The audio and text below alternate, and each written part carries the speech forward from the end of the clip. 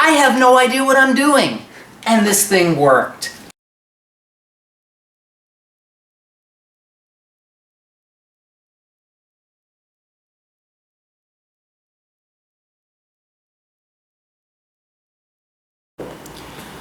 Hello, it is Cardiologist again. Today I want to share with you maybe one of the most difficult repairs that I've ever tried to do. It's one of these awful electrical repairs.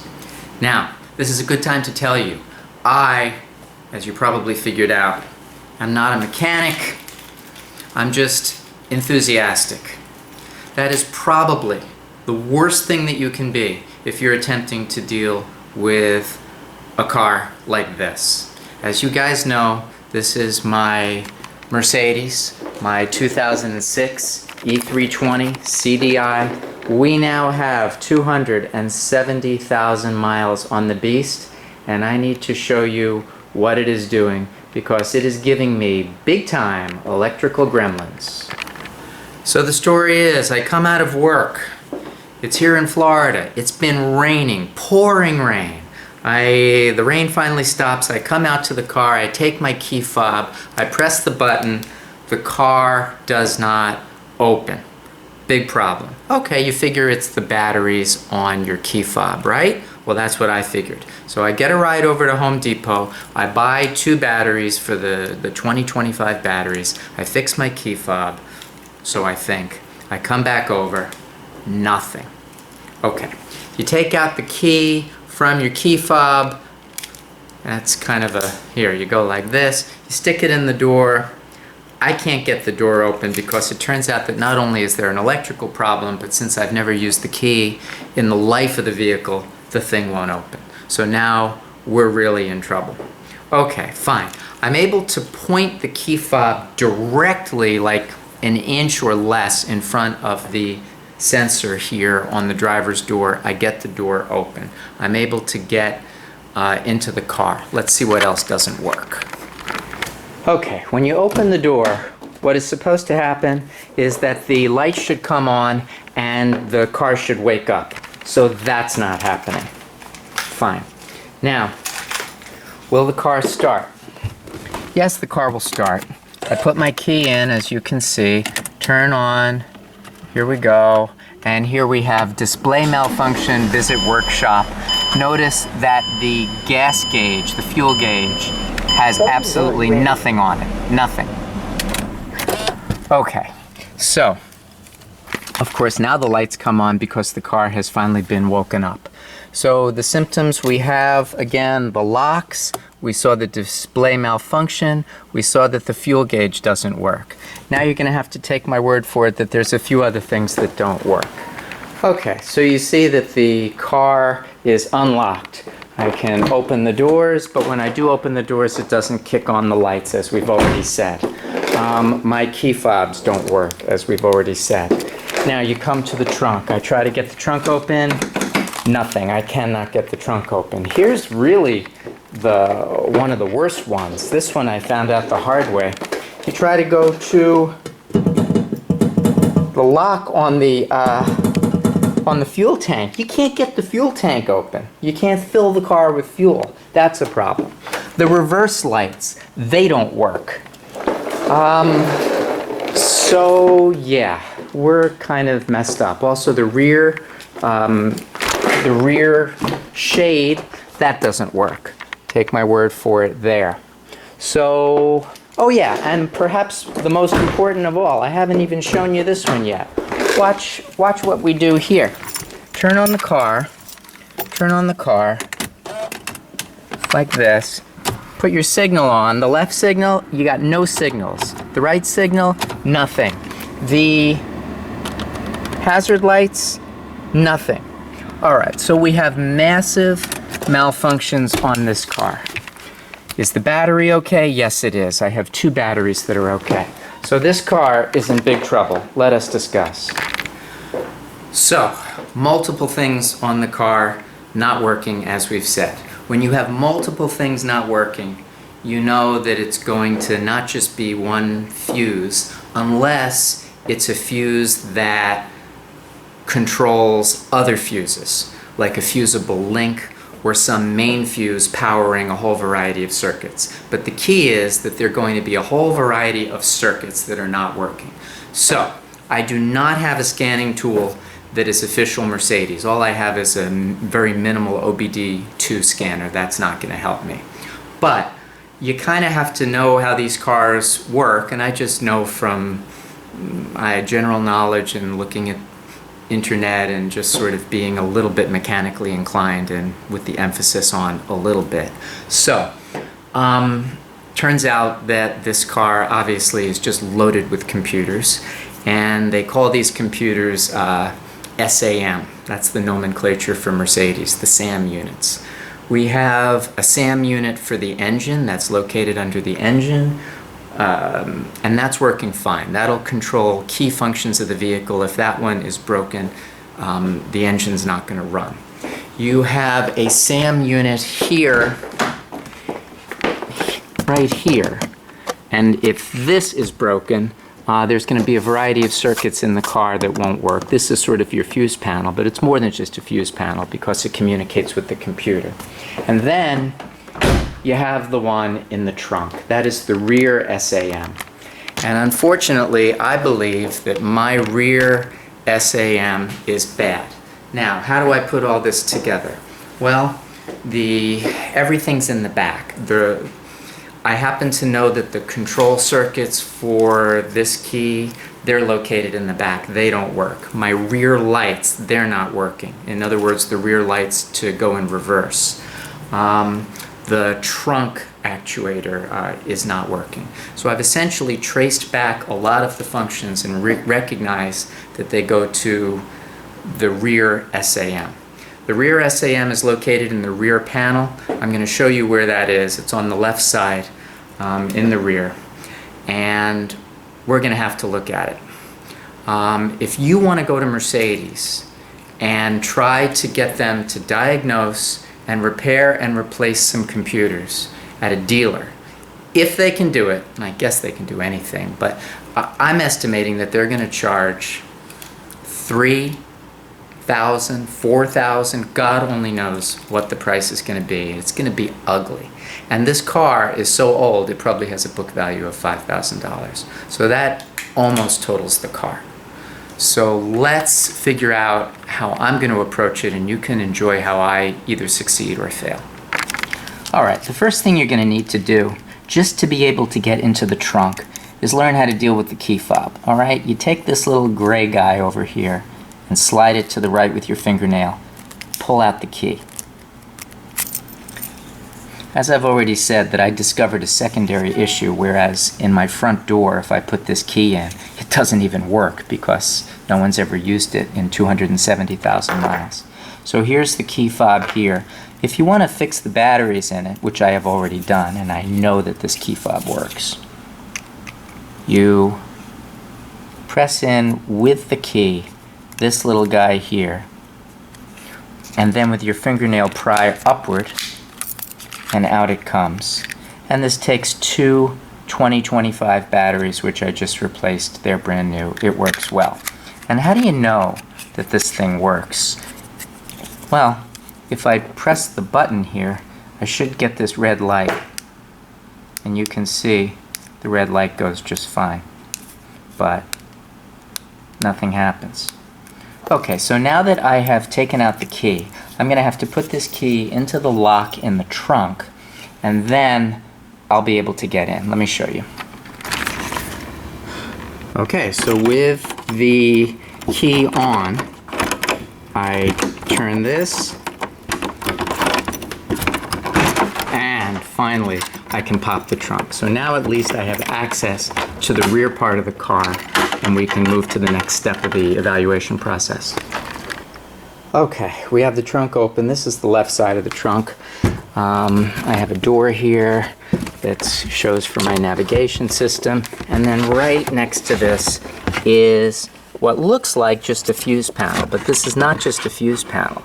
It's a fuse panel that's superimposed on a computer, and this is the rear SAM. And I believe that this is the part that went bad, and the most likely reason that these go bad is water intrusion.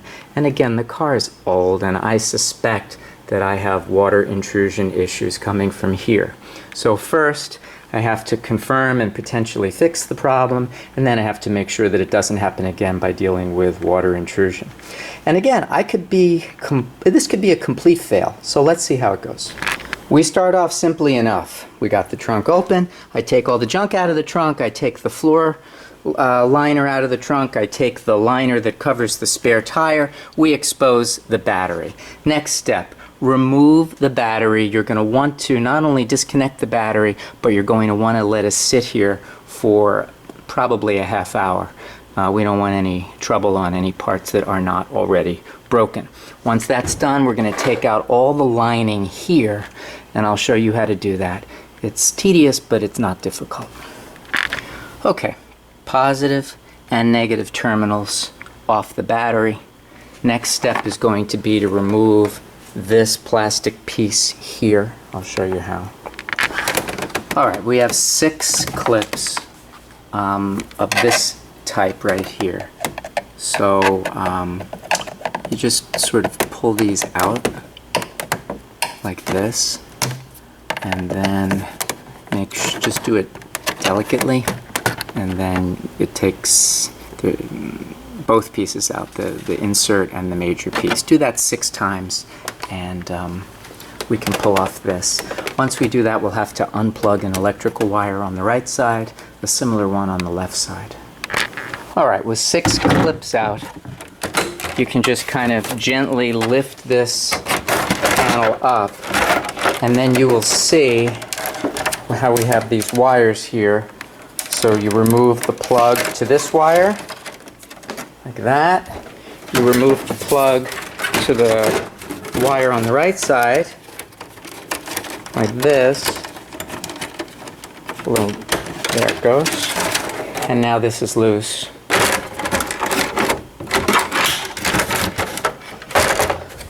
And out it comes. Okay, so we're going to put this to the side.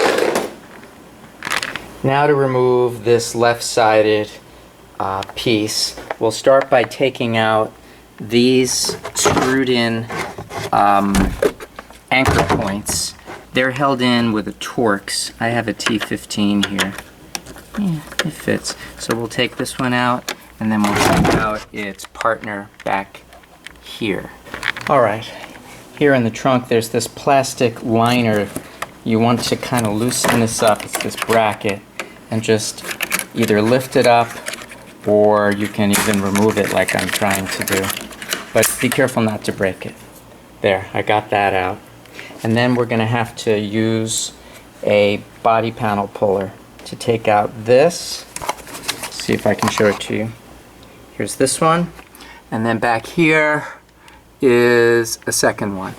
And when those are out, we should be pretty clear. Alright, so with those out, gently pull, and you'll see here on the cigarette lighter there is, well, it's not a cigarette lighter, it's just an electrical outlet. There's this port, you pull it out that way, the wire's out, and now, let's see, I just should be able to gently loosen this and just kind of wiggle this out of here and pull it straight back. And there it comes. Okay, so that piece is out. Good, let's put that to the side. Alright, you're now looking at the rear panel. This is where all the important electronics are for the car. And this gadget here is the rear SAM, the one that has all the fuses on it. It's not just fuses, but the computer, it goes to a circuit board, so the CAN bus network tells the circuit board to either activate or deactivate various circuits. Now I have tested these fuses, they're all good. And then this kind of reminds me of the Matrix. You got the main lines that are just sort of heading off to that area. I want to feel here and see if I feel any moisture. because I'm sure that ultimately this failed due to water intrusion. So let's feel for that. Now, yeah, I mean it's dry, but it could have failed from old age, but it probably didn't. And I bet you that ultimately this is going to just be moisture, water intrusion. And I'll deal with that at the end. First, I have to somehow get this car working because it is like totally not working. And on top of that, I can't even fill it with fuel. All right, the different W211s made from 03 to 09, they come in many different configurations. Gas engine, diesel engine, this is a diesel, different equipment packages, different stereo packages, therefore there will be variation. I have nav, and so this whole bracket back here is kind of attached to the rear SAM. So all you want to do is find the screws that connect it down here, and we're going to just want to unscrew these, and we're going to just want to mechanically take this off or move it to the side. So I'll find all the screws that hold this in place and remove them. Concept being to just mechanically get this out of here. Be super careful, don't break anything. Alright, all the screws and nuts are out. So this is kind of loose and I'm ready to pull it out, except there's a wire tie here that holds this wire onto the unit. So what I'm going to do is just clip the wire tie, and I'm going to do it super carefully. Do not clip the wire. There. Okay, now that comes out, and now this whole unit should be able to move out freely. So let's do that, making sure we don't tug on too many things. Okay, so this cage, this was hooked on here, and I was just able to kind of go like this and then take it off, and that gets laid to the side. And now here is the piece that I'm looking for. This is the main unit. Alright, so let's try to analyze this unit. I'm going to start by getting a part number from it. Alright, so I was careful to remove one and only one plug, and it looks like this is obviously the gigantic main red power line. It's huge, it has one wire, it's bright red, that's the main line. That feeds this thing. By just removing that, I can kind of get at this, and I will read this off right now. The answer is 211, 545, 6501. Let's do some research. Okay, so Mercedes calls this the relay plate. The new number is 211 545 9301. And as you will see, these are the numbers that it replaces, including this one, 211 545 6501. So there's a whole bunch that this replaces. Now you can see that the list price is $321, that the sale price is $241, plus a core charge. And then there's this really cool interchange thing. Alright, so watch this interchange. We're going to go with 28 more fitments. It fits a large number of E classes. So it actually fits the CLS 500, CLS 55 AMG, and the CLS 550, and the CLS 63 AMG. So it does those, but for the most part, it does the W211 E classes, going down from 2009 all the way to 2003. And you can see here's my car, the 2006 CDI. So this really fits a large number of W211s, and it looks like it's interchangeable. That's the key. Do I know whether this is really interchangeable? No, I really don't. There is a possibility that this thing is going to need to be programmed.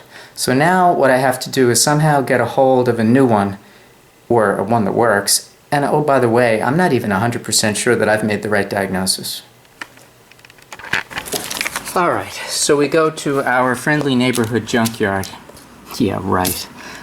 Which, number one, is not even in the neighborhood. It was very far away. And number two, yeah, I wouldn't use the word friendly. I buy the so-called fuse box for a whopping $17.10 in addition to my $3 admission. So you know what, for 20 bucks, we'll make it potentially work. And here it is. This one is 211 545 3401. So let's go in and make sure that it's exactly the same, but I believe that it is. This came out of a 2004 E320 gasoline. Do I have any idea whether this one is broken or not? Nope. Do I know whether it's interchangeable? Not really. I mean, I think it's physically interchangeable, but it might require additional programming. Do I even know that this is the problem with my car? No. All right, here we go. 211 545 3401. Okay. So I guess we got one that's physically the same thing. Whether or not it needs to be reprogrammed, whether or not it functions, we'll find out. So there are a ton of wires that come out of this, and I really don't know whether it's even possible to cross-thread it or do it incorrectly. I don't know, but it certainly might be. So I think that what we ought to do is be prudent and just take out one at a time and then immediately replace it one at a time. It's probably the right way to go. The alternative, which I also could do, is just label each and every one of them and then go from there. Okay, the old computer is out. What I did is very carefully, one by one, I took the wire from here and plugged it immediately into the same location. Can you take a look over here? So now this computer is all hooked up. Remember, I have absolutely, positively no idea about several things. Number one, is this really the problem with my car? Number two, does this part even work, or is it a piece of garbage? And number three, does it require programming so that even if it is right and even if it does work, I still have to take it somewhere? Let's find out. Okay, well, the moment of truth. I'm going to hook this battery back up. Put the positive on first. Okay, good. And then I will put the negative on. And then we're going to see whether this thing even works. This may be an incredibly terrible idea. We're going to find out. Okay. Moment of truth. Well, I saw a spark. I guess that's good.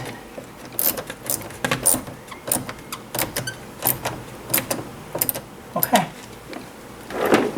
All right, ladies and gentlemen. All right, ladies and gentlemen, let's see what happens. No way. Dude, the whole car just woke up. Look, the lights are on. The lights are on. This was a $3,000 job. This was oh my God, a home run. I spent $20. I had no scanning equipment. I have no idea what I'm doing. And this thing worked. I can't believe it. The car is fixed. Yes! All right, so now that the car is working, we have to very neatly and very carefully get everything put back together and do it without damaging anything. So we're just going to start by getting this near the screws, and I'm going to take my time on this. Okay, so we have this screwed back in, and I have hypothesized that the whole problem was water intrusion. I couldn't prove it because I never found it wet, but I'm sure it had plenty of time to dry.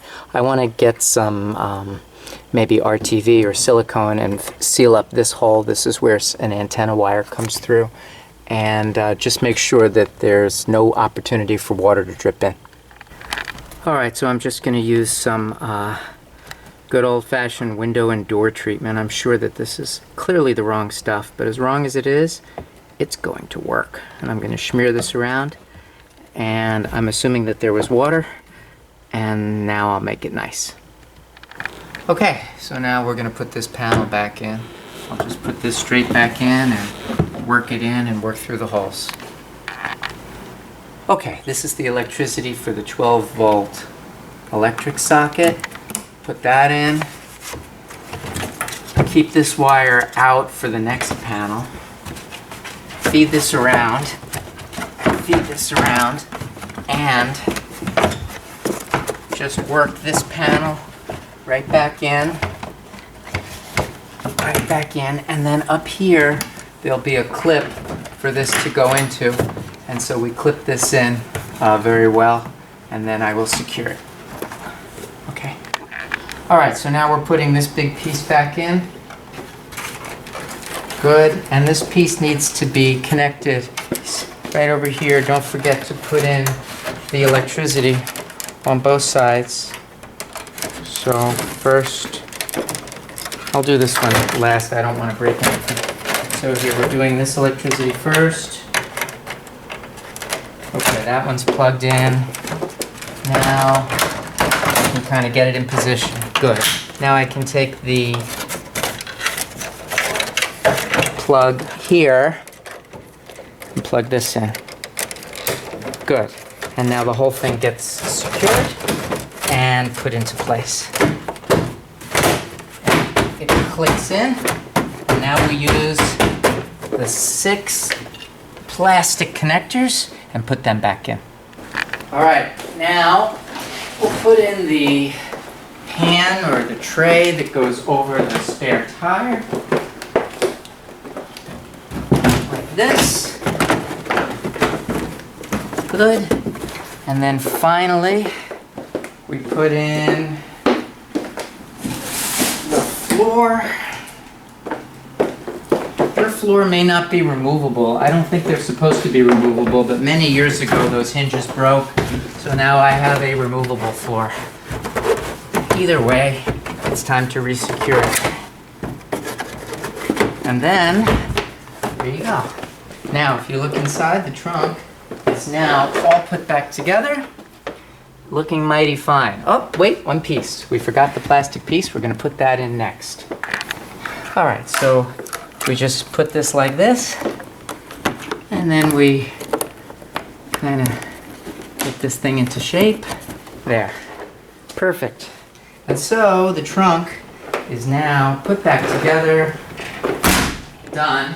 And unlike before, I can now actually open the trunk. Oh, this is looking good. All right, so now we're going to start this car. And if you look at the gauge, we shouldn't have any more warning lights. Look, I have fuel gauge, and I have no more warning lights. And the saddle do its thing. Oh yeah, the rear wasn't working. Let's see if that works now. Well, that's interesting. That still doesn't work.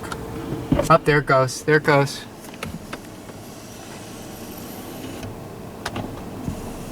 There it goes. This is fantastic. Absolutely everything works. We did it. So ladies and gentlemen, if you have this constellation of problems with your W211, you don't need to spend thousands of dollars or total your car. You can get the right unit without a scanner at a junkyard and do the whole thing for 20 bucks. This has been another Car-Diology production.